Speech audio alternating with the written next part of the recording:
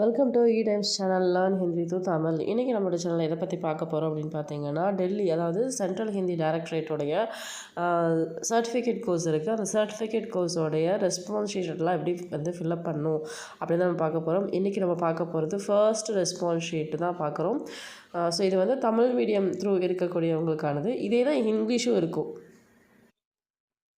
So இதில் first exercise அப்படின்றது பார்த்தோம் அப்படின்னா, கீழ்காணும் எழுத்துக்களை சீரான வடிவிலும் அமைப்பிலும் எழுதுக. எழுத்துக்களில் தலைக்கோடு தரப்பட்ட புள்ளிக்கோட்டின் மேல் அமையுமாறு கவனமாக எழுதவும். ஸோ இங்கே என்ன எப்படி கொடுத்துருக்காங்களோ அதை வந்து கரெக்டான ஃபார்மேஷன்லையும் அண்ட் தலைக்கோடு மேலே போட ஸ்லீப்பிங் லைனை கரெக்டான இந்த டாட்டட் லைன் மேலே வர மாதிரி எழுதணும். இந்த லைனுக்கு மேலே எழுதக்கூடாது. ஃபார் எக்ஸாம்பிள் இப்போ நான் சொல்கிறேன், இங்கே வந்து வ அப்படிங்கிற லெட்டர் இருக்குன்னு வச்சுக்கலாம். இப்போ வாவை இங்கேருந்து நேராக ஸ்டாண்டிங் லைன் கீழே போட்டு ஓகே இப்படி வா கம்ப்ளீட் பண்ணிடும் சர்க்கிள் போட்டு. இந்த ஸ்லீப்பிங் லைனை வந்து இப்படி மேலே போடணும். ஸோ இதுதான் கரெக்ட் ஃபார்மேட். ஸோ நிறைய பேர் என்ன பண்ணுவாங்கன்னா, இந்த ஸ்லீப்பிங் லைன் மேலே இப்படி வா போடுவோம். ஸோ இது ராங். ஸோ இந்த மாதிரி ப்ரொசீஜரில் எழுதணுன்றதை இங்கே மென்ஷன் பண்ணியிருக்காங்க. ஸோ கீழ்காணும் எழுத்துக்களை சீரான வடிவிலும் கரெக்டான ஃபார்மேஷன் என்னவோ, இப்போ இங்கேருந்து ஸ்டார்ட் பண்ணி இப்படி போய் அப்புறம் மேலே ஸ்டாண்டிங் லைன் போயிட்டு வரணும் கீழே. ஸோ இதை கரெக்ட் ஃபார்மேஷன். அண்ட் எழுத்துக்களின் தலைக்கோடு, ஸோ ஒவ்வொரு லெட்டருக்கு மேலே இருக்கக்கூடிய ஸ்லீப்பிங் லைன் இஸ் கால்ட் தலைக்கோடு.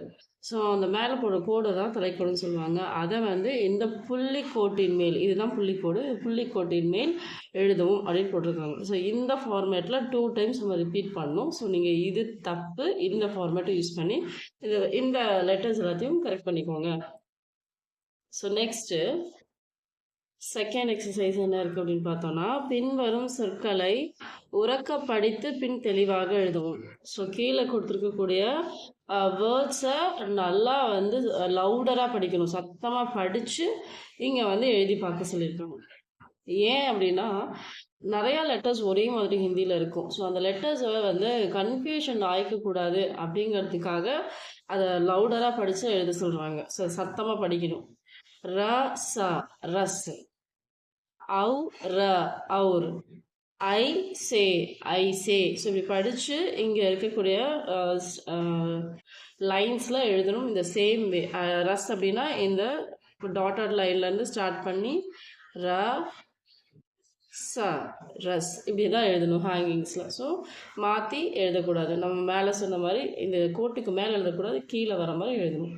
ஸோ சொல்லிகிட்டே எழுதும்போது அந்தந்த லெட்டர்ஸ் நமக்கு வந்து மைண்டில் ஸ்ட்ரைக் ஆகும். அதுக்காக தான் சொல்லி எழுத சொல்கிறாங்க. ஸோ நெக்ஸ்ட்டு, ஸோ கிட்டத்தட்ட இது ஒரு 20 வேர்ட்ஸ் கிட்ட கொடுத்துருக்காங்க. இப்போ நம்ம வந்து எக்ஸசைஸ் நம்பர் 3 போகலாம். பயிற்சி 3.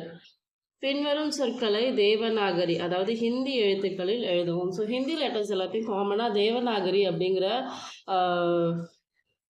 லெட்டர்ஸ், தேவநாகரி லெட்டர்ஸ் அப்படின்னு சொல்லி கூப்பிடுவாங்க. ஸோ ஹிந்தி லெட்டர்ஸ் அப்படின்னு நம்ம தமிழ் எழுத்துனா தமிழ் எழுத்துக்கள் எழுதுன்னு சொல்லுவோம். இங்கே வந்து தேவநாகரி எழுத்துக்கள் எழுதுன்னா ஹிந்தி எழுத்துக்கள் எழுது அப்படிங்கிறது அர்த்தம். இப்போ இங்கே காளி இருக்குது, தமிழோட இது கொடுத்துருக்காங்க, தமிழ் ப்ரொனவுன்சியேஷன், தமிழோட லெட்டர்ஸ் கொடுத்துருக்காங்க. இதை பேஸ் பண்ணி நம்ம ஹிந்தியில் எழுதணும். காளி காளி. இப்போ இந்த கா கொடுத்துருக்கிறதுனால ஐ திங்க் திஸ் ஒன் கா லீ காளி. ஸோ இங்கே பார்த்தீங்கன்னா கா கா லீ. இப்போ இது வந்து இந்த காவாக இருக்கும், காளி. அண்ட் உமஸ், உமஸ், உமஸ். சடக், சடக். ஸோ தமிழில் ஒரு டா தான் இருக்குது. நீங்கள் சட்டக்குன்னு படிக்கக்கூடாது, இங்கே சடக் அப்படின்னு படிக்கணும். அப்போ தான் இந்த ப்ரொனவுன்சியேஷன் நமக்கு கிடைக்கும். இல்லை நம்ம டா தமிழில் இருக்கக்கூடியதை எழுத்து வச்சு பார்த்தோம்னா இது சட்டக் அப்படின்னு வரும். அது ராங். ஆக்சுவலாக ஹிந்தியில் வந்து ராங். இது சடக், ட சடக். அடுத்தது பீமாரி, பீமாரி, பீமாரி. ஐனக், ஐனக். அண்ட் ஆகாஷ், ஆகாஷ்.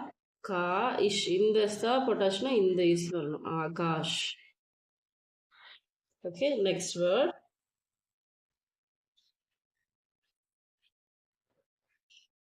ஊனி. ஹிந்தியில் ஒரே நீ தான் இருக்குது. ஸோ அதனால் 2 நீ இருக்குது. பட் இந்த நீ வந்து இந்த நாக்கு 2 சொல்லி நாக்கு இந்த நா போட மாட்டோம். அதனால் இது ஊனி. அண்ட் நவாப். ந வா இப். இந்த பா இதை நீங்கள் இப்போன்னு படிச்சிடக்கூடாது. இங்கே இப்போ இருக்குது. ஸோ அதை இப்போன்னு படிச்சிடக்கூடாது. இப்புன்னு படிக்கணும். நவாப். அப்போ தான் இந்த பா போடுவோம். இல்லைன்னா இந்த பா போடுவோம். ஸோ இந்த பா போட்டால் தப்பு, இது போட்டால் தான் correct. So this one is correct. Bobby. Bobby கிடையாது. நிறைய பேர் நம்ம தமிழில் வந்து இதை லேர்ன் பண்ணி ஹிந்திக்கு போகும்போது என்ன ஆகும்னா, தமிழில் ஒரு பா தான் இருக்குது. ஸோ அதனால பாப்பி அப்படின்னு படிப்போம். இது பாப்பி கிடையாது. பாபி. பா பி. பாபி. நெக்ஸ்ட் ஆயே. ஆயே. ஆ இதெல்லாம் ஈஸி தான். இ ஏ. ஆயே. சூர்வீர். சூர் சூர் வீர். ஓகே, ஸோ திஸ் இஸ் இது வந்து டாக்கு கிடையாது. டாக்கு. டா சொல்லிடக்கூடாது. டா டா கு. டாக்கு. நெக்ஸ்ட்டு கட்பட். அப்படி படிக்கக்கூடாது. கட்பட் இல்லை, cut but. Cut but. So தமிழில் இதுதான் கட்பட்டு தான். அது எழுதும்போது தமிழில் எழுதுனா நம்ம கட்பட்டுன்னு தான் எழுதணும். But actual pronunciation is cut but. ஓகேங்களா? ஸோ இது எல்லாருக்கும் அண்டர்ஸ்டாண்ட் ஆகிருக்கும். ஏன்னா தமிழ் ப்ரொனன்சியேஷனுக்கும் ஹிந்தி ப்ரொனன்சியேஷனுக்கும் நிறைய டிஃப்ரென்ஸ் இருக்குது. பிகாஸ் காலையே ஹிந்தியில் 4 டைப் ஆஃப் க இருக்குது. ஸோ தமிழில் ஒரே கா தான், ஆனால் ப்ரொனன்சியேஷன் அங்கங்கே டிஃப்ரென்ஸ் இருக்கும். கட்டம் அப்படிங்கிற சொல்கிற இடத்துல க சொல்லுவோம். காயத்ரி அப்படின்னு சொல்கிற இடத்துல க சொல்லுவோம். ஆனால் என்ன ப்ரொனவுன்சேஷன் கொடுத்தாலுமே அதுக்கு லெட்டர் அப்படின்னா நம்ம இந்த கா தான் போடுவோம்.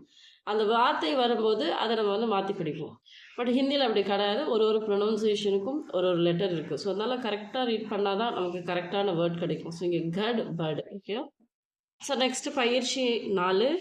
படங்களை பார்த்து அவற்றின் பெயர்களை தேவநாகரி ஹிந்தியில் எழுத்துக்களில் எழுதுக. ஸோ இங்கே பார்க்கும்போது ஒரு ஃபார்மர் இருக்காரு. ஸோ இது வந்து கிசான். ஸோ விவசாயி இருக்காரு. விவசாயியை நம்ம கிசான் அப்படின்னு சொல்லி கூப்பிடுவோம். ஸோ எப்போவுமே எழுதும் போது ரைட்டிங் ஸ்டைலில் கரெக்டாக இதை மேட்ச் பண்ணிக்கோங்க. இந்த டாட்டர் லைன்ஸில் தான் ஸ்லீப்பிங் லைன் வரணும். ஸோ அது மாதிரி நம்ம எழுதணும். ஸோ இங்கே வந்து இந்த நோஸை மென்ஷன் பண்ணியிருக்காங்க. So it is knock. இது கண்ணாடி ஐனக். ஸோ இது கார். கார் தான், கார். ஸோ நெக்ஸ்ட் இது வந்து ஜாடு. சீமா இருக்கு, ஜாடு. ஓகேங்களா? அண்ட் நெக்ஸ்ட் மேங்கோ அப்படின்னா ஆம்.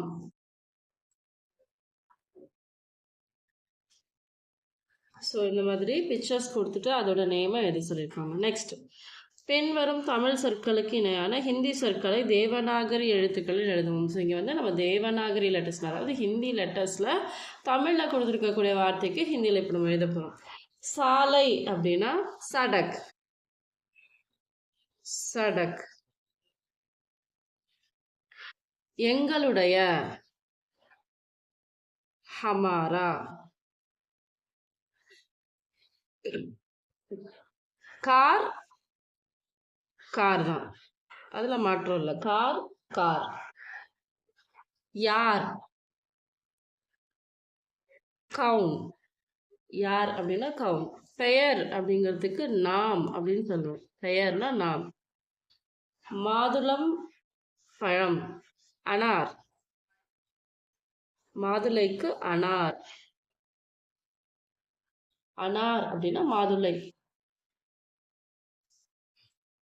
ஸோ நெக்ஸ்ட் கம்பளி. கம்பளி அப்படின்னா ஊன் அப்படின்னு சொல்லலாம். ஊன் அப்படின்னா கம்பளி. எப்படி கைசா. அறை கம்ரா. புதர். ஸோ புதருக்கு ஜாடி. ஜாடுனா ப்ரூம் ஸ்டிக் செய்வாரு. ஓகேங்களா? புதருக்கு ஜாடி. பெரிய படா. படா. நகரம். நகரம்க்கு நகர். நகர் இல்லைன்னா ஷஹர். இங்கே இந்த புக் பேக்கில் என்ன இருக்குன்னு தெரியல. நீங்கள் ஒவ்வொரு லெசனாக படிக்கும்போது இந்த மாதிரியான வேர்ட்ஸ் படிப்பீங்க. ஸோ இந்த புக்கில் என்ன வேர்ட் கொடுத்துருக்குங்கிறது நான் மறந்துட்டேன். ஸோ நகர் இல்லைன்னா ஷஹர். ஐ திங்க் ஷஹர் நினைக்கிறேன். ஸோ செக் பண்ணிக்கோங்க. ஓகேங்களா? இதை மட்டும் செக் பண்ணிவிட்டு எழுதிக்கோங்க. ஸோ நெக்ஸ்ட்டு பயிற்சி எண் 6. கீழ்காணும் வாக்கியங்களை படித்து சரி அல்லது தவறு என குறிப்பிடுக. ஸோ இ என்னும் உயிரெழுத்தின் உயிரொலி குறியீடு மெய்யெழுத்துக்களில் இடது பக்கத்தில் இணைக்கப்படுகிறது. இப்போ இ அப்படிங்கிறதுக்கு ஒரு சிம்பிள் நம்ம இந்த லெசனை படிச்சிருப்போம். ஈயோடைய உயிரெழுத்து குறியீடு என்னன்னா பின்னாடி, அதாவது ஒரு லெட்டர் இருக்கும் இங்கே. ஸோ இந்த லெட்டருக்கு இந்த சைடு வந்து ஒரு லைன் போட்டு இதையும் ஜாயின் பண்ணுற மாதிரி இருக்கும். ஸோ இதுதான் ஈயோட குறியீடு அப்படின்னு இங்கே சொல்கிறாங்க. இது சரியா தவறா? இது சரிதான். இது சரி. ஈ என்னும் உயிரெழுத்து குறியீடு மெய்யெழுத்துக்களில் இடது பக்கத்தில், ஒரு மெய்யெழுத்து வந்துச்சுன்னா அதோட இடது பக்கத்துல இருந்து தான் இதை இணைப்போம். அது சரியானதுதான். அ வை தவிர ஏனைய உயிரெழுத்துக்கள் அனைத்திற்கும் உயிரெழி குறியீடு மாத்திரை குறியீடுகள் உள்ளன. அ அப்படிங்கிற உயிரெழுத்துக்கு தவிர மற்ற எழுத்துக்களுக்கு உயிரெழி குறியீடு, அதாவது மாத்திரா இருக்குது அப்படின்றாங்க. நம்ம தமிழ்லேயே குறியீடுகள் படிச்சிருப்போம். வந்து என்னென்னா ஆ போட்டால் ஆக்கு வந்து துணை எழுத்து போட்டோன்னா அது ஆவோட குறியீடு அப்படின்னு படிச்சிருக்கோம். அந்த மாதிரி இதில் அ அப்படிங்கிற லெட்டருக்கு மட்டும் குறியீடுகள் இல்லை, மற்ற எல்லாத்துக்கும் இருக்குது அப்படின்னு சொல்கிறாங்க. ஆவை தவிர மற்ற எல்லாத்துக்கும் இருக்குது அப்படின்னு சொல்கிறாங்க. கரெக்டு தான். ஆவை தவிர மற்ற எல்லாத்துக்கும் உயிரெழு குறியீடு இருக்குது. ஆ ஆ என்னும் உயிரெழுத்திற்கு உயிரெழு குறியீடு இல்லை. ஆக்கு வந்து கண்டிப்பாக உயிரெழு குறியீடு இருக்குது. ஏன்னா ஒரு மெய்யெழுத்து இங்கே வருது அப்படின்னா இது மெய்யெழுத்தா, அந்த சர்க்கிள் போடுறத நீங்கள் மெய்யெழுத்தாக வச்சுக்கோங்க. அந்த மெய்யெழுத்துக்கு பக்கத்தில் ஒரு லைன் போடுவோம். இதுதான் இந்த ஆவோட குறியீடாக இருக்கும். ஸோ அப்போ இது இருக்குது, இது இல்லைன்னு சொல்லியிருக்காங்க. அப்போ இந்த ஸ்டேட்மெண்ட், இந்த வாக்கியம் தப்பான வாக்கியம்.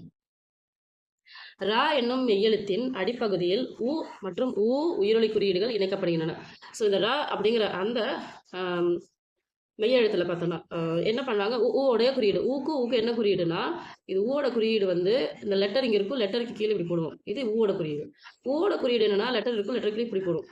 ராவுக்கும் இப்படி தான் போடுறோம் அப்படின்னு சொல்கிறாங்க. ஆனால் இது தவறானது தான். இந்த வாக்கியம் தவறான வாக்கியம் தான். ஏன்னா ராவுக்கு கீழே போட மாட்டோம். ராவை பொறுத்த வரைக்கும் இந்த நடுவில் இருந்து ஆரம்பிப்போம். ஊ அப்படின்னா இங்கே மிடில் இருந்து இப்படி ஆரம்பிச்சு போடுவோம் ரூ. இதே ஊவா இருந்ததுன்னா ரா இப்படி இருக்குது அப்படின்னு வச்சுக்கோங்களேன், இங்கே நடுவில் இருந்து இப்படி போடுவோம். இது ரூ. ஸோ அதனால் இங்கே அடிப்பகுதியில் இணைக்கப்படும்னு சொல்லியிருக்காங்க. அப்போது இது தவறான வாக்கியம். ஓ என்னும் எழுத்தின் உயிரெழு குறியீடு மெய்யெழுத்துக்களில் வலப்புறம் இணையும் நேர்கோட்டின் மேல் சுழியுடன் கூடிய இடப்புற சாய்வு கோடானது இணைக்கப்படும். இப்போ ஓவோட குறியீடு என்னன்னு யோசிச்சுக்கோங்க. இதுதான் ஓவோட குறியீடு. ஓகேங்களா? அப்போ என்ன சொல்லியிருக்காங்க, மெய்யெழுத்துக்கு வலப்புறம், இது இங்கே முன்னாடி இங்கே லெட்டர் இருக்குது, இதுக்கு வலதுபுறத்தில் இருக்குது. கரெக்டு.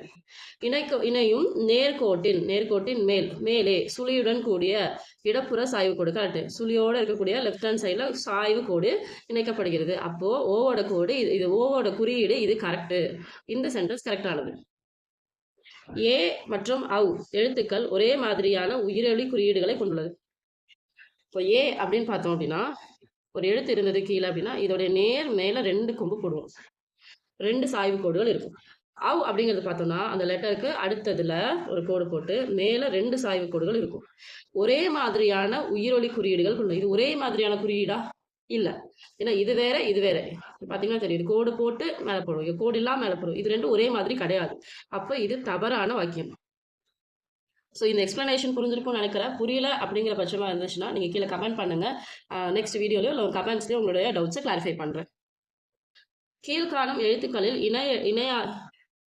இணைகளை உறக்கப்படுத்தி அவ்வெழுத்துக்களில் தொடங்கும் ஒவ்வொரு சொல்லையும் எழுதும்.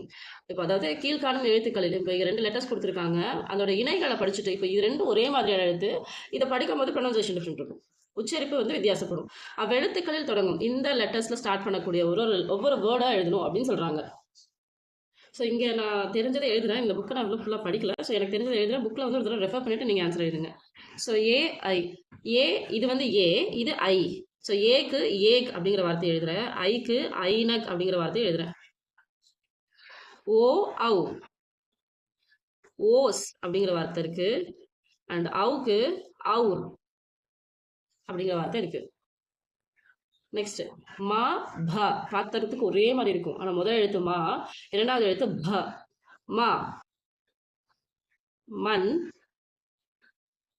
ப, பய. இதில் ஒரு வித்தியாசம் என்னன்னா, இந்த பாக்கு மேலே சர்க்கிள் இருக்கும், இங்கே வந்து அந்த சர்க்கிள் இருக்காது. ஸோ அதனால இது இணை எழுத்துங்கிறதுல சொல்கிறாங்க. மண், பய. இந்த வார்த்தைகள்லாம் நீங்கள் படிச்சிருக்கீங்களான்னு மட்டும் பார்த்துக்கோங்க. இந்த வார்த்தைகள் மேக்ஸிமம் உங்களுடைய புக்கில் இருக்கும். அப்படி இல்லை அப்படின்னு நினச்சிங்கன்னா புக்கில் என்ன வார்த்தைகள் இருக்கோ அதை இங்கே எழுதிக்கோங்க. வா, ப. இது வா, இது பா, ஒரே மாதிரி இருக்கா? One bus, one bus. இது ட, இது ர.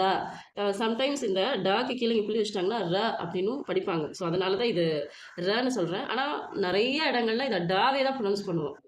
அதனால நீங்கள் ரான்னு சொல்கிறேன்னு குழப்பிக்காதீங்க. இது வந்து டன்னு சொல்லுவாங்க, ரான்னு சொல்லுவாங்க. அதிகமான இடங்களில் புள்ளி வச்சுருந்தாலும் ட அப்படின்ற ப்ரொனவுன்சியேஷன் தான் வரும். இப்போ இதுக்கு பார்த்தீங்கன்னா டமரு, டமரு. இங்கே பேட் அப்படின்ற ஒரு இடத்துக்கு இருக்குது, அதுக்கு கீழே இங்கே புள்ளி வைப்பாங்க. அதனால இது எழுதுறேன், எதுக்கும் உங்கள் புக்கில் நீங்கள் ரெஃபர் பண்ணிக்கோங்க. அடுத்தது ச ஷ, ச ஷ. ச சடக், ஷ ஷஹர், க க, க க. கமல், காலி. ஸோ கல் காலி அது கூட எழுதலாம். நம்ம ஃபஸ்ட்டு செகண்ட் ஆர் தேர்ட் நம்ம பார்த்தோம். காலி காலி அதுவும் கூட எழுதலாம். அடுத்தது அ ஆ, அ நா எர் அனார், ஆம். ரெண்டும் ஒரே மாதிரியான எழுத்துக்களாக இருக்கு. இ இமலி, ஈக்கு. ஹ ட ஹ, ஹம் டம்ரு. ஸோ இதோட எழுத்துக்களுடைய வடிவங்கள் எழுதும்போது ஒரே மாதிரி இருக்கும், ஆனால் சொல்லும் போது வெவ்வேறான உச்சரிப்புகள் வரும். அந்த வித்தியாசத்தை நம்ம தெரிஞ்சுக்கணும் அப்படிங்கிறதுக்காக தான் இந்த ஒர்க் ஷீட் கொடுத்துருக்காங்க. ஸோ இந்த 7வது பயிற்சி வந்து அதுக்கானது. இப்போ 8வது பயிற்சிக்கு போகலாமா? ஸோ 8வது பயிற்சி அப்படின்னு பார்த்தோன்னா, கீழ்காணும் வாக்கியங்களை படித்து பார்த்து தெளிவாக எழுதணும். ஸோ இது அப்படியே ரிப்பீட் நீங்கள் பண்ண போகிறீங்க. ஸோ இதில் வந்து என்னென்னா ஒன்லி ரீட் பண்ணி அதோட அர்த்தம் புரிஞ்சு எழுதணும், அவ்வளோதான். ஸோ இதில் இதுக்கான மீனிங்கோ இல்லை அது மாதிரி எதுவுமே எழுத வேண்டாம். இது அப்படியே இந்த சைட் பார்த்து எழுதணும். இப்போ மேரா நாம் ரமேஷ் ஹை, மேரா நாம் ரமேஷ் ஹை. மேரா அப்படிங்கிறது என்னுடைய, என்னுடைய அப்படிங்கிறது ஆல்ரெடி படிச்சிருக்கோம். இங்கே ஒரு மீனிங்கில் கூட நம்ம எழுதியிருக்கோம். நாம்னா வயது, சாரி நாம்னா பெயர். இப்போ தான் எழுதணும், இந்த முன்னாடி வந்து அர்த்தங்கள் எழுதணும் இல்லையா, அதில் நாம்னா பெயர்னு எழுதணும். ஸோ மேரா நாம் ரமேஷ், என்னுடைய பெயர் ரமேஷ். ஸோ இதை நீங்கள் ரீடிங் படிக்கணும், அதோடைய அர்த்தமும் கூட சேர்ந்து உங்களுக்கு தெரிஞ்சிடும். அதுக்கப்புறம் இதை பார்த்து இங்கே எழுதணும். ஸோ இது எழுத சொல்கிறதுக்கு சும்மா அப்படி எழுத சொல்லலை, இது இவ்வளோ விஷயங்கள் இந்த காப்பி பேஸ்டில் இருக்குது. வஹ் அக்பார் ஹை, வஹ் அது, அக்பார் செய்தித்தாள், அது செய்தித்தாள். கிடுக்கி படி ஹை, கிடுக்கி படி ஹை. கிடுக்கினா ஜன்னல், ஜன்னல் பெருசாக இருக்குது. படினா பெரியது, ஜன்னல் பெரியது. ஆப்கா கமரா கைசா ஹை, ஆப்கானா உங்களுடைய, தங்களுடைய, தங்களுடைய அறை. கமரானா அறை. இப்போ தான் அந்த இதில் எழுதணும், பொருள் எழுதுகளை எழுதணும். அறை கைசா ஹை எப்படி இருக்கிறது, உங்களுடைய அறை எப்படி இருக்கிறது. நம்ம யாராவது போயிட்டு உங்கள் ரூம் எப்படிப்பா நல்லா இருக்கா, லாஜ் போட்டிருந்தீங்களே அப்படின்னு கேட்கும்போது ஆப்கா கமரா கைசா ஹை அப்படின்னு கேட்கலாம். ஆயே ஆர் கஹானி சுனியே, ஆயேனா வாருங்கள், ஆர் மற்றும், கஹானி சுனியே கதை கேளுங்கள், வாருங்கள் மற்றும் கதை கேளுங்கள். ஸோ இந்த அர்த்தங்களை புரிஞ்சு வார்த்தைகளை திருப்பி திருப்பி படித்து பார்த்து இந்த பக்கம் எழுதுங்க. ஸோ இதுதான் ஃபர்ஸ்ட் ஒர்க் ஷீட்டு, ஃபர்ஸ்ட் பயிற்சித்தாள். முதல் பயிற்சித்தாள் நம்ம இங்கே முடிச்சிட்டோம். இதுக்கு கீழே திருத்த குறியீடுகளுக்கும் நெறிமுறைகளும் அப்படின்னு சொல்லி கொடுத்துருக்காங்க இல்லையா. ஸோ இதுக்கு கீழே நம்ம எதுவுமே ஃபில்அப் பண்ண வேண்டாம். பிகாஸ் இது வந்து நம்ம இந்த பயிற்சி தாளெல்லாம் டெல்லிக்கு அனுப்பிச்சதுக்கப்புறம் அவங்க இந்த ஒர்க் ஷீட்டை கரெக்ஷன் பண்ணிவிட்டு எழுத்துக்களில் என்னென்ன மிஸ்டேக் பண்ணியிருந்தீங்க, இலக்கணத்தில் என்ன மிஸ்டேக் பண்ணியிருந்தீங்க, வாக்கிய அமைப்பு கரெக்டாக இருக்கான்னு அவங்க வந்து இங்கே மார்க் கொடுத்துருவாங்க. அதில் ஏதாவது இம்ப்ரூவ்மெண்ட் பண்ணணும்னா உங்களுக்கு இங்கே வந்து அதை மென்ஷன் பண்ணி எழுதி அனுப்புவாங்க. அதுக்கப்புறம் ஓவராலாக இந்த ஒர்க் ஷீட்டில் வந்து நீங்கள் எப்படி இருந்திருக்கீங்க, ரொம்ப நல்லா எக்ஸலண்ட்டாக பர்ஃபார்மன்ஸ் பண்ணியிருக்கீங்களா, ரொம்ப அருமை, மிக நன்று, சராசரி கவனம் தேவை. ஸோ இந்த கவனம் தேவைன்னு வந்துருச்சுன்னா நம்ம இன்னும் கான்சன்ட்ரேட் பண்ணணும்னு அர்த்தம். நல்லா பண்ணியிருந்தோன்னா இந்த 3லே கொடுத்துருவாங்க, அருமை, மிக நன்று மேக்ஸிமம் கொடுப்பாங்க. ஸோ சராசரி கவனம் தேவைன்னு வந்துருச்சுன்னா நம்ம இன்னும் ஸ்ட்ரென்த்தாக எடுக்கணும் அப்படின்னு அர்த்தம். இதுக்கப்புறம் அவங்களோட பேர், அவங்களோட கையொப்பம், அவங்க என்னைக்கு இதை கரெக்ஷன் பண்ணாங்கங்கிறதையும் இங்கே மென்ஷன் பண்ணிடுவாங்க. ஸோ திருத்தற் குறிப்புகளும் நெறிமுறைகளும் இந்த ஆன்சர் பேப்பர் நமக்கு கிடைச்சதுக்கு அப்புறமா அதை பார்த்து நம்ம வந்து சரி பண்ணிக்கணும் அப்படிங்கிறதுக்காக இதை கொடுத்துருக்காங்க. ஸோ இதோடைய ஃபர்ஸ்ட் பயிற்சித்தாள் முடிஞ்சது. அடுத்த வீடியோவில் செகண்ட் பயிற்சித்தாளுக்கான விடைகளை நான் போடுறேன். எல்லாரும் பார்த்து தெரிஞ்சுக்கோங்க. இந்த வீடியோ யூஸ்ஃபுல்லாக இருக்கும்னு தான் நினைக்கிறேன். இது ரொம்ப ரெக்வஸ்ட் பண்ணி கேட்டு நம்மளோட சப்ஸ்கிரைபருக்கு ரொம்ப தேங்க்ஸ். இதை பற்றி நிறைய, ஏன்னா இந்த புக்கை படிக்கும்போது நிறைய விஷயங்களை வித்தியாசமான முறைகளில் படிப்போம். நார்மலாக இது எல்லாமே படிப்போம், ஆனால் இதில் வந்து வித்தியாசமான முறைகளில் படிப்போம். இதை சொல்கிறதுக்கு எக்ஸ்பிளைன் பண்ணுறதுக்கான எனக்கு ஒரு வாய்ப்பு கொடுத்துருக்காரு. அதுக்கு ரொம்ப ரொம்ப தேங்க்ஸ். அடுத்தடுத்த பயிற்சித்தாள்களுடைய பதில்களும் ரொம்ப கூடிய விரைவிலேயே நம்மளுடைய சேனலில் நம்ம பார்க்கலாம். இன்னொரு வீடியோவில் நாங்கள் வந்து மீட் பண்ணுறேன்.